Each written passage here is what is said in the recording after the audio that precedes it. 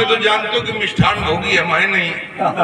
ये तो मुंह तक आता है मिष्ठान तो कह देता हूँ ले जाओ, इसे नहीं खाना। कहे जितना मिष्ठान मिलेगा सब अप्राकृतिक मिलेगा, और अप्राकृतिक मिष्ठान खा के रोगों को निमंत्रण दे।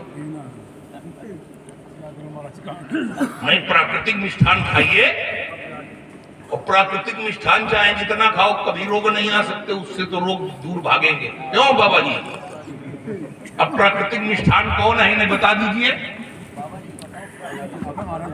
प्राकृतिक मिष्ठान कौन है? सृष्टि का सबसे मीठा पदार्थ प्राकृतिक मिष्ठान है मधु। मधु, मधु का पान करिए, ऊर्जा की आपको अनुभूति होगी, ऊर्जा मिलेगी, शक्ति मिलेगी। और अप्राकृतिक मिष्ठान खाओगे तो फिर तैयार है तमाम महल तैयार है करोड़ों वाले की। आओ हम इसीलिए तैयार करी बैठे, विभिन्न प्रकार के नाम धरे हैं। काले कहूं काले जीवन ज्योति, काले कहूं काले दिव्य, तमाम इसीलिए करोड़ों के बने महल कि आओ हम तुम्हारी सेवा करेंगे। धनवंतरी का भी नाम लिख दिया। अरे काहू करने छोड़िए, धनवंतर छोड़ो, चरक तक पहुंच गए। राजधानी में पहुंचो तो आपको चरक मिलेगा। और दोनों आगे घूमी आएगा, बताओ फिर कहाँ कहूँ है। तो इन बालकों को प्रस्तुत किया, 2 युगल में से 1 युगल आपने प्रस्तुत किया। तो आज ये बताओ, इस युगल को एकाकी आशीर्वाद दिया जाए कि वो भी युगल आएंगे तब दोनों को आशीर्वाद दिया? नहीं, जो समक्ष हैं आप आशीर्वाद से तो देखते हैं इनका पहनावा उड़ावा बड़ा विचित्र है। हाँ, आप कह रहे हो राजकुमार है, आप इनको मनुष्यों की संतान बता रहे हो, ये हमें देवताओं से संबंधित लग रहे हैं। आप इनको राजकुमार बता रहे हो, ये हमें मुनि कुमार भी दिखाई दे रहे हैं। बड़ी विचित्र व्यवस्था है, क्योंकि इनके वेश परिवेश पर जो हमने दृष्टिपात किया तो पाया कुंजर मनो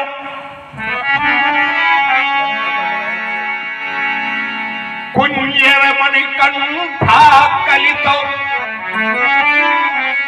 जो गजमुक्ताओं के कंठा है, ये हमें राजकुल की ओर लिए जा रहे हैं। लेकिन उड़न तुलसी का माल, वक्ष स्थल पर तुलसी की माला सुशोभित हो रही है। तो हमें ये समझ में आ रहा, ये मांगी के लाए आपके हैं नहीं। ये बात तो सही। हाँ, काहे इनको तुलसी माला देने का अधिकार है नहीं है। ये दे सकते हैं तो रुद्राक्ष की माला दे सकते हैं, ये दे सकते हैं तो लाल चंदन की माला दे सकते हैं, लाल चंदन की माला दे सकते हैं, लेकिन ये तुलसी की माला नहीं दे सकते। तुलसी की माला एक विश्वविद्यालय से मिलेगी। कौन विश्वविद्यालय से मिलेगी? संसार में जो साकेत विश्वविद्यालय है, साकेत विश्वविद्यालय है, महात्मा वशिष्ठ का जो विश्वविद्यालय है, और ये बड़ा उल्टा पुल्टा दिखाई दे रहा है। अभी तक हमने ये देखा था कि प्राथमिक वाला पहुंचता है उच्चतर माध्यमिक में, उच्चतर माध्यमिक वाला पहुंचता है माध्यमिक में, ठीक, महाविद्यालय वाला पहुंचता है विश्वविद्यालय में।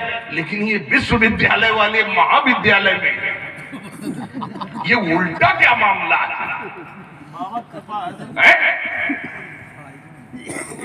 हाँ, ये साकेत विश्वविद्यालय के छात्र समझ में आ रहे हैं, और ये बक्सर महाविद्यालय के प्राचार्य के साथ घूम रहे हैं।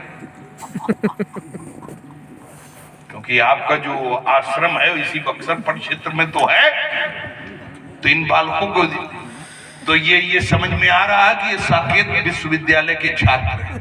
लेकिन और 2 बातें हैं ये न समझ में आ रही है, बताइए कौन सी? ये अभी तक हमने देखा है कि लोग पुष्पों को धारण करते हैं, लेकिन ये कलियों को धारण करे हुए। भाई हमने देखा है कि कोई कंठ में पुष्पों की माला डाले, कोई शीश पर पुष्पों को धारण किए, लेकिन ये कली धारण करे और वो भी बड़ी विचित्र है। काहे की कलियां हैं तो कुसुम का जो वृक्ष होता है उसके पुष्पों की कलियां हैं। और शीश पर देखते हैं तो ये मोर पंख दिखाई दे रहा है। कैसे? तो प्रमाण मिला, मोर पंख सिरो सोहत नीचे, बीच बीच गुछो कुसुम। तो आप माला का क्रय करिए और गुरु परंपरा के पास पहुंचिए और गुरु जी को समर्पित करिए। फिर जब उनसे मिले माला, तब उस माला को अपने आप कंठ में धारण करें। तिलक अपने मन से लगाए घूमते हैं, कई बार लगाए घूमते हैं। और ये जो तिलक भी है, पहली बात कभी अपने हाथ से नहीं लगाना चाहिए। अपने हाथ से कब लगाना चाहिए?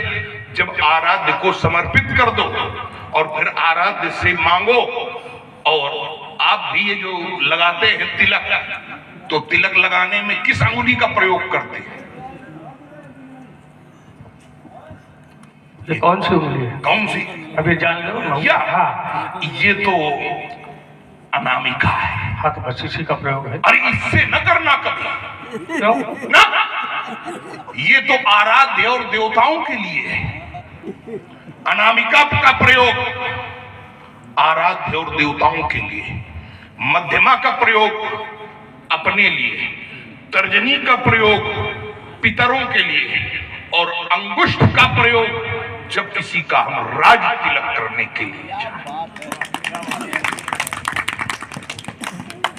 तो महाराज ये बालक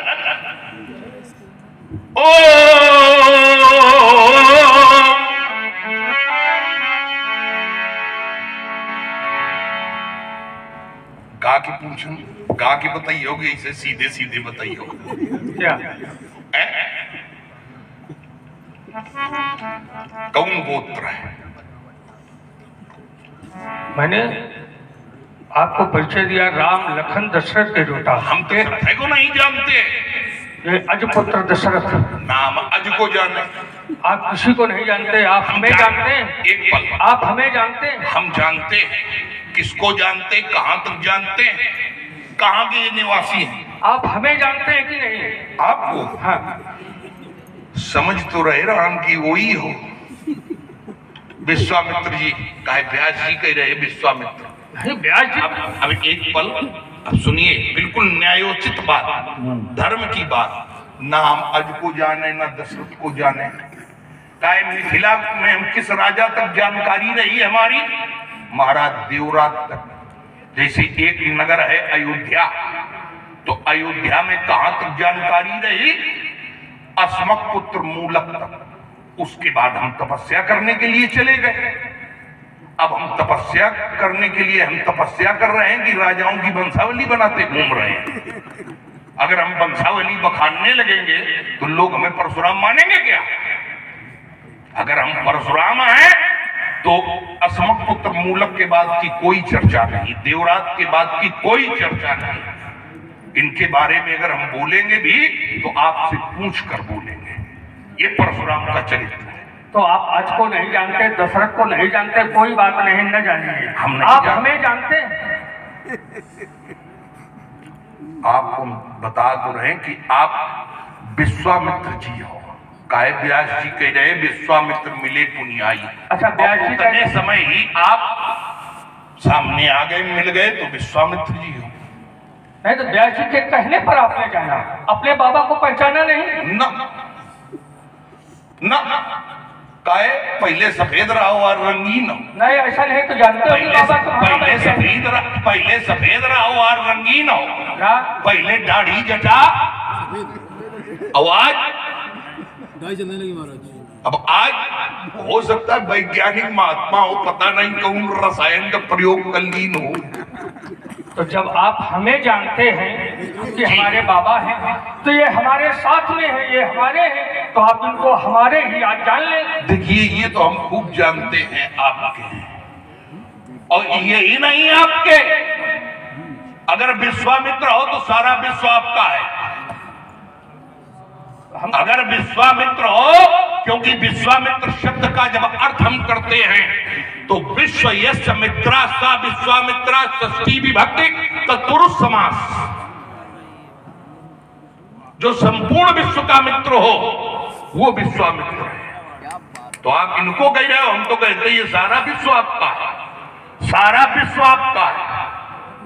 बताओ है कि नहीं नाम के आधार से? नहीं, वो तो हमारा है ही, और जब ये हमारे हैं और मैंने आपके चरणों में इन्हें मिलाया है, अरे तो आप हमारा समझ के, ये दशरथ और राज का समझ के नहीं, देखो मेरे समझ कर आप इन्हें आशीर्वाद सुनिए। आपको आपका हमने तब माने जब आप अपना गोत्र में प्रदान करें।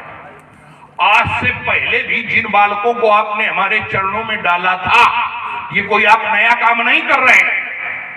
आज तो 2 ही बालक हैं, आज से पहले आपने 50 बालक हमारे चरणों में डाले थे, तब आपने उनको अपना बनाया था। उन 50 बालकों को अपना गोत्र प्रदान किया था, कुशिक गोत्र प्रदान किया था। नहीं, अपना तो आप अपना बनाया नहीं, सुनिए, वो अपने अरे थे। देखिए जो अपने थे, अपने में जब तक अपने को अपना न स्वीकार किया जाए, अपने तो बहुत हैं, अपना तो परमात्मा भी है, लेकिन क्या सभी अपना मानते हैं? क्या सभी अपना बना पाते? नहीं। तो थे तो आपके 100, थे तो आपके 100, तो 100 को काहे नहीं लेके आए थे? 50 को लेके आए थे। तो उन 50 को आपने अपना माना, उनको अपना गोत्र प्रदान किया था और उन 50 से गोत्र ले लिया था। ठीक नहीं, मैंने 50 से 50 वो 100 मेरे थे, जिसमें 50 ने हमारी बात नहीं मानी, उन्हें शापित कर दिया कि मृत होने का, उन्हें दूर कर दिया अपने से। जो 50 मेरे थे वो आपके चरणों में मैंने मिलाए थे, वो मेरे थे, आज ये मैंने पाए हैं, इनको अपना बनाया है, इसलिए प्रणाम करा रहा हूं। तो भाई वो जो आपके अपने थे वो पराये हो गए, अपनों को अपना कब स्वीकार किया? जब गोत्र उनके पास बनाए रखा, और आज इनको आपने अपना बनाया है। कहीं ऐसा तो नहीं कि आप इनके बन गए हो? ये हो सकता है आप इनके बन गए हो। कभी कभी होता है कि संबंधी इधर से बनता है, कभी उधर से बना लिया जाता है। तो बातें कुछ संबंध तो दोनों तरफ से बनता है, हम इनके हैं और ये हमारे हैं। आप इनके हैं, ये हमारे ये हैं। आपके हैं। हाँ, तो क्या है? आप इनके क्या हैं और मैं इनका ये आपके क्या? मैं इनका मुनि पिता हूँ। अच्छा, मुनि पिता है, अर्थात ये आपके पुत्र सदृश है। ये आपके साथ क्यों है?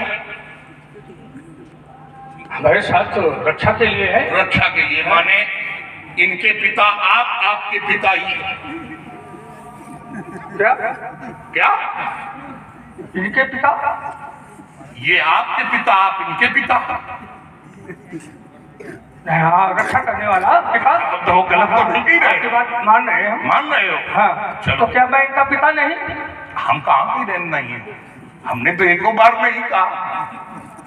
हमने एको बार अगर कहा हुए, आदान प्रदान का है मामला। हाँ, आदान प्रदान का। तो चलो, ये आपकी रक्षा करने के लिए आए, रक्षा हो गई पूरी? हो गई। कोई संकट, कोई कष्ट तो नहीं? अब तो कष्ट नहीं होना चाहिए कष्ट। क्यों? अगर सारा विश्व शांत से ओतप्रोत है, तब आप प्रसन्न हो, आप अपने जीवन में शांति माने।